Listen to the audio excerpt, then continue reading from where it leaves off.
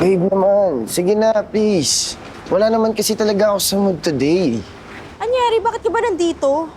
Babe, alam nga naman pabayaan kita. Oh.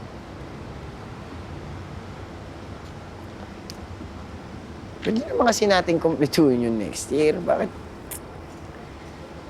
Sige na, sorry na. Sigurado ka ba tayo pa rin next year? Alam mo, walang ganyanan. Kahit pag end of the world, ikaw lang laman ng puso ko. Man, ganun kasi yun. Oh, bakit pa kasi naniniwala ka sa mga wish-wish na yan? Hindi naman kita pinipilit eh. Kaya umuwi ka na lang. Babe naman, may pick-up line ako. Barya ka ba?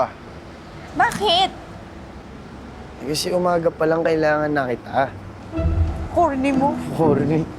Tatawa ako. Eh, isa pa. Oh, pangin ka ba? Bakit nga? Eh, kasi nahuhulog ako sa'yo. Aray! Sorry. Kinikilig ako! Hindi, mas kinikilig ako dito. Tinan mo nakakakilig oh. Ay, Isa wow. sa'yo. Nakakakilig. Ang sakit naman yan, babe. Bakit naman ganun? Sige. Promise me. Kukumpletuhin natin yung simpang gabi.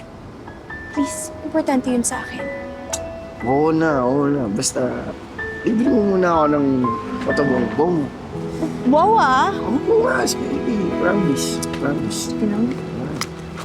Lance, nakapag-submit ka ba ng mga requirements para dun sa application mo for scholarship sa Canada? Baka lang kasi makalimutan mo, anak. Oo naman. Sige na, asikasuhin ko yan. Yan na.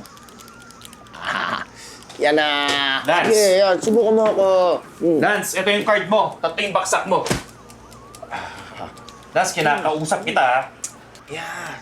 Ako naman bahala dyan. May next time pa. Sinasayang mo lang yung tuition fee mo, eh.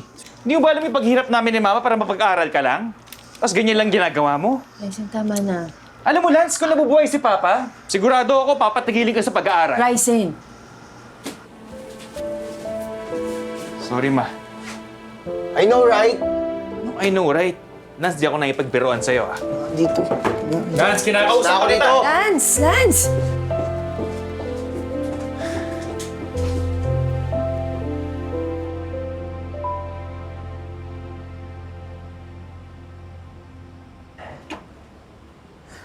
Babe. Oh, nandito ka. Bakit? Di ba may usapan tayo? Sorry. Babe, pasensya na. Nawala sa isip ko. Happy 1-year anniversary. Mabawi ako.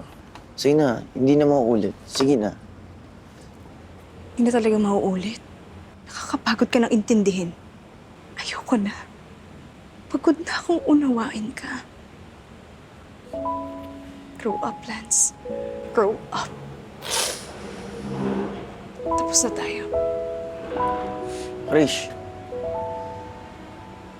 Tsara ka ba? You're hopeless, Lance. I'm sorry. Krish! Babe! Sa iba't ibang panig ng mundo, nagsisimula na ang pangyayari na nagbabadya ng katapusan ng mundo. 2012 ang taon na mangyayari ito. Ewan ko sa inyo. End of the world. Kung ayaw nyo sa akin, eh di wag. Sama-sama kayo.